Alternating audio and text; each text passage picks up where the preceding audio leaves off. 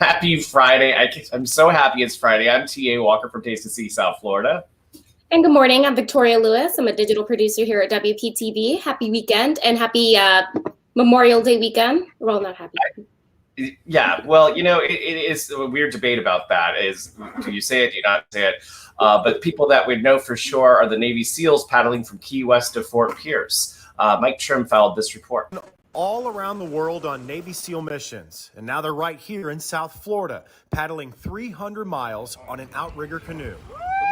It's been going unbelievably well, and it's been going kind of tough. Through constant headwind and some rough waves, retired Navy SEALs Michael Charbonnet and Conrad Kress spoke with us from Key Largo, one of the many stops raising funds for charities benefiting those close with their military community. Then, when you have to do that gut check, when things are kind of not going as you hoped, that helps keep you focused, people that are benefiting from it. Benefiting from their 50-mile-a-day paddle, the Navy SEAL Museum Family Support, Scholarship Fund, Trident House, and more, all helping families of fallen or injured SEALs. Life takes many different directions. There's still that sense of brotherhood and camaraderie. And that's years of camaraderie. The youngest person on this boat is 46, and it's something they have fun with. Back together. We're not 60-year-old grandpas anymore. We're these 20-year-old teen guys just ripping it up and just having good fun. When the going gets tough and fatigue sets in, training and preparation take over. Working with people who don't see a challenge as a reason to stop. They see a challenge as an opportunity to move, an opportunity to accomplish. The team is making 4 stops in our viewing area, and they're all marked on this map. Friday night at Waterstone Resort and Marina in Boca Raton, Saturday afternoon at Square Grouper in Jupiter, Sunday, Lil Jim's in Fort Pierce, and Memorial Day at the Navy SEAL Museum in Fort Pierce. It's that last stop that will be special for these men. On Memorial Day, 7 names of fallen Navy SEALs will be etched into the memorial wall here at the museum, a tribute that will surely keep this team going for their next journey. Mike Trim, WPTV News Channel 5. I gotta say, I am impressed. I don't think I could make it past Key West. They're doing such a great job. Seriously, and it's so great to see their brotherhood, and it's great that this year we can start to see these kind of events again as everybody's able to get back out there. Speaking of events, I got to bring in Cleve Mash. You are an entrepreneur. You are partnered in a lot of restaurants. And I know it as Monkey Club. And then I grew a little older and it became Dr. Feelgoods. And then it became the pawn shop, the Clematis Street. And now you have something called Clematis Social. Tell us about that. Yeah, so it's been in total 23 years from the original day we signed our lease in West Palm Beach. So it's been quite the journey. I've been through 5 different administrations in the mayor's office. But so the new concept, Clematis Social, really is a reflection of what's been happening in our amazing city. We have so many new things that are taking place with new offices and new apartments and new condos, that we thought, what a better time during the period we were shut down for the pandemic, which was a very stressful time. We had hope and we had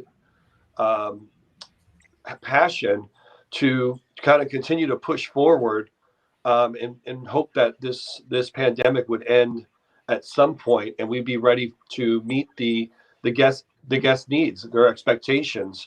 And so we wanted to kind of use that time wisely to provide a nightclub that better reflects the street.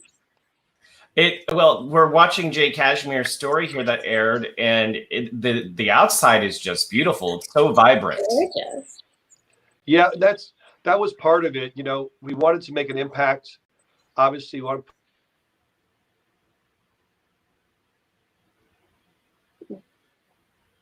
Do you have his video, or is it me? I'm having a little trouble hearing him. Okay, can you hear me better? There you go. Yeah. So we were having some thoughts on how we could make a very big impact on the street. And one of the things that's always stuck with me through all the years, and I mentioned it to Jay on the news, which was Clematis Street is a flower. And a lot of people don't know that clematis is a flower. They're like, what is a clematis? And so I try to describe to them, it's a flower, it doesn't bloom well in the summertime in Florida, but it's a gorgeous flower. It comes in white, purple, different colors.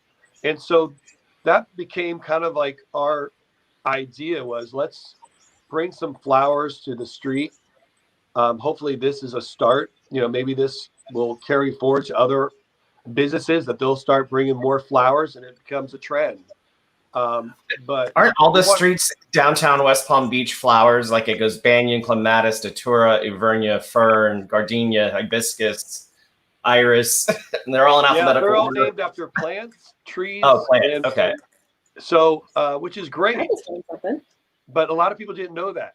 And so I'm hoping, like I said, that this will be a catalyst for more murals, more creativity, to bring out, try to get to a point where people are coming down there, not just for the businesses, but to walk around and see all the new changes. Because the downtown, the mayor, his organization has done a phenomenal job with taking the downtown and growing it. I mean, it's just unbelievable when you walk around downtown West Palm Beach. You see so many beautiful places. You're right. And it doesn't look like anything it used to 20 years ago. It's just stunning. And I've seen it all over 23 years. I've seen the evolution of the street. I've seen its downturns, its upturns. When Donald Trump said it was the hottest street, we were there. So you see it all, and I can really say that this is the best I've ever seen it, and that it's only going to get better. We're just touching the surface because there's so many apartments and condos that are already in the dirt. Shovels are in the dirt, and that's going to bring more people downtown, and we're going to have a very vibrant mixed downtown population, which is what Clematis Social is all about. Is we are everybody's bar every day. We appeal to everyone. We just want everybody to dress up, have a good time, and come in and enjoy their experience. So we are a melting pot of our city. Clematis Social is a melting pot of our entire city, and we want to make sure that we provide the right venue for them to come out and enjoy themselves. Now you have a grand opening tonight, I believe, right? We do. And with a special Grammy Award-winning guest. We do. Yeah, we have. He won a Grammy, Cedric Gervais, and I was lucky enough to think about trying to do this way in advance. And once again, when I was starting to plan this, we were still in a pandemic. We were coming out of it here in Florida, thanks to our amazing governor. But we were still under the kind of that feeling that we should be wearing masks, and there was a lot of unknowns, and so we tried to plan this with this DJ way in advance. We're able to secure him, and it seems like it's been a perfect scenario where everything is like the perfect storm. Everything is coming together. The CDC's relaxed some of the rules. A lot of things people are going out a lot. So for me, it's not even so much excitement; it's more relief. To me, it's finally getting to the end where you. We've seen different stages of your relief, from when you got to open outside to when you got to do to go to when you got to open up when your taco restaurants. But it was funny. I got an invite from your PR professionals to come to the grand opening tonight. I'm like, well, what time? And she's like, 9 o'clock. I'm like, 9 o'clock? In bed. And that's when and he doesn't. I don't know how to do that anymore. He won't come on till much later. Right. It's I'll be coming. A young person's business. I try to stay as young as possible, but it's definitely a young person business late night. But you'd be surprised, from 9 till 12 or 1 o'clock, who all pops in. I mean, it's city officials, it's attorneys. I've walked in there before and see Dustin Johnson playing ping pong. with Paulina. Oh my You know, it's just, you just never know, you know, what you're going to find on Clematis Street, which is what makes it so exciting, because everybody just walks around and it's the one place to go. And they've done such a great job. Even the West Palm Beach Police Department, they've been doing an excellent job in controlling the crowds that are down there, and interacting with us, you know, us business owners, asking us what our needs are, how can we help you. So the whole downtown vibe is really coming back strong, and I'm excited. I'm excited that I actually made it to the opening, because I got to tell you, I mean, I was almost in tears probably 3 or 4 times, where I didn't think, I was like, all of these years of being in this business, 21 at the time, or 22, I just can't believe I'm going to go out this way, that I'm going to be forced closed.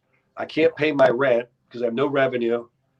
And it was just, you know, what am I going to do next?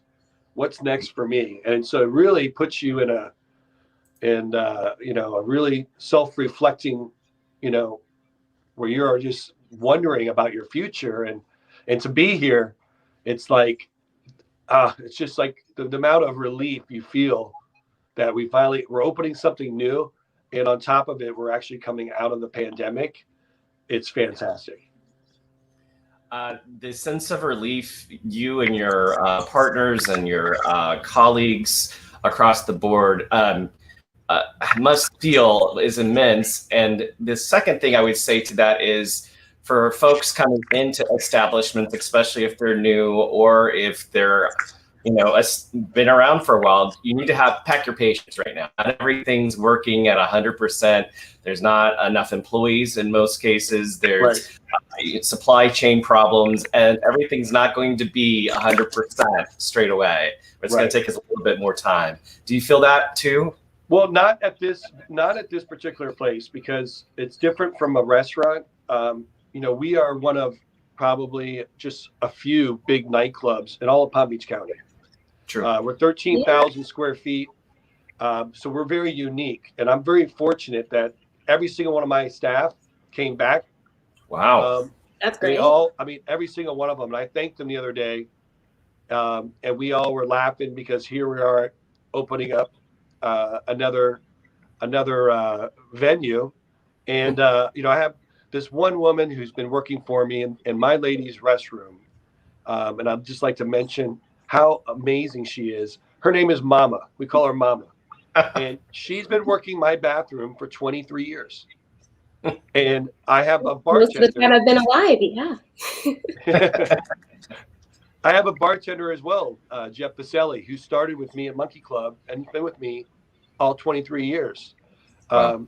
And so that, to me, is obviously the best testament of success. You know, where you have people that believe in you, and they know you care about them, and you know they enjoy where they work. And so I have a lot of individuals who've been there more than 10 years, and so it was really heartwarming to see everybody come back. Everybody did well. Nobody, you know, was lost any loved ones, and you know, we all know of people that have passed because of the pandemic, and you know, we all share our grief with them. But I'm happy that nobody from my staff was not, you know, really affected. Mm-hmm. It looks like we have a bit of Mama here in the comments. It looks like someone has had a good experience with her. Suzanne Wright says, yeah, for Mama, clapping emojis. Mama's more famous than anybody when it comes to the women. Mama is hands down. She is the queen of that building. Lee wants to know, what about parking? Pay meters in garage, never been there. You want to touch on that? 30 seconds. Yeah, no, we have a great parking garage behind us in Banyan, but we also have another parking garage a block further south that I believe is on Fern. And so there's plenty of parking. I suggest the parking garages are safe. They have a lot of security, lights, and everything else. Would be to park in the garage and then just walk your way over to Clematis Street. There's a lot of new places that have opened up. Take the time to look around and take in downtown. Downtown's a very safe place. There's a lot of security. There's just a lot of people out. So Yep. you never feel alone when you're on. Have you been to Elizabetta's yet at the end of Banyan there? I have. It is absolutely breathtaking. It's stunning. It is stunning. Those- So you're right. So improvements all over the downtown and West Palm Beach area are definitely drawing more people in. Cleve, thanks so much for taking the time this morning. We appreciate you. No, I appreciate it. Thank you so much, and have a wonderful day. You too. Take Good care. luck tonight. Yeah, that's a big undertaking tonight. I'm proud for him. I'm happy for him. That's really, really great.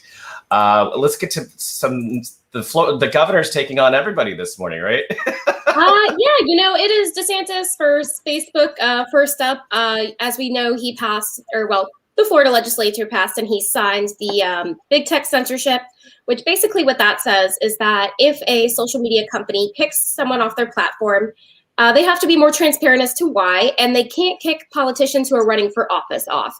Obviously there is one local resident that might be really interested in this. Yeah.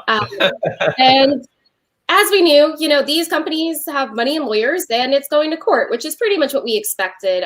We haven't heard back from DeSantis yet on his response to the lawsuit, but I'm sure we'll hear more about that today and as we go on in the next week. Here's him signing the bill.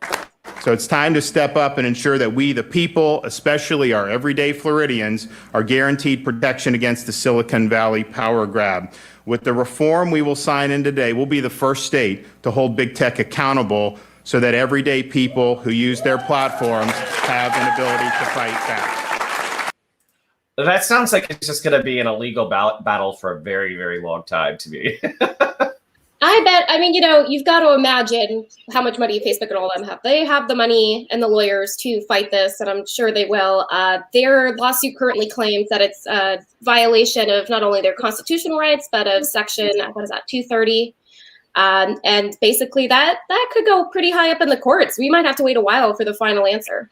That one's going to be around for a while. And this one might be too cruising versus Florida. We're also taking on the cruise lines. So Celebrity Cruises announced that they're going to have the first revenue-based cruise. Some other cruises are doing test runs that isn't, just selling tickets and stuff. This is the first revenue-based cruise. It's going to go out of Fort Lauderdale hopefully next month. But Celebrity Cruises is going to adhere to the CDC guidelines, and that means 95% of passengers have to be vaccinated and 99% of crew. But Governor DeSantis signed an executive order basically banning vaccine passports, and he's trying to basically challenge Celebrity Cruises here, saying that what they are requiring violates his order. He hasn't responded if he's going to take this legally, if there actually is going to be any action. There is a threat of a $5,000 fine per instance, but we're not sure how it's going to play out. Is that per ticket or per cruise? You know what? That wasn't clear as to what the instance was. That could get. I assumed it was cruise, but now that you're saying by person, and it would really be for the person who is unvaccinated that really wants to go on this cruise, but their tickets will be limited because there is still spacing issues. We don't know where this is exactly going to go yet, but basically an unstoppable force, a movable object, are moving towards each other. They really are. I'm going to share my Chrome tab real quick. And here you're going to see, that's Greg Norman Jr. Welcome to the Shark Wake Park Classic. And he has this new Shark Wake Park that opened up a couple years ago, and this floating kind of jungle gym thing.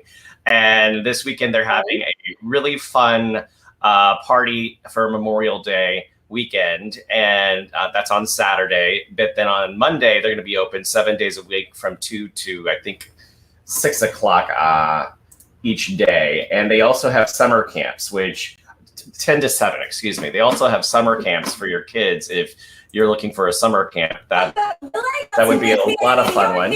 My computer is playing audio. A little one for that one, but I could see a bit of the older crowd like wakeboarding. I mean, the great part about that is they're going to come home exhausted.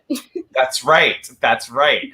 And I tried it twice on the wakeboard, the cable board pulley thing, and I literally made it like 10 seconds and fell flat on my face and had to swim to shore. Like it was.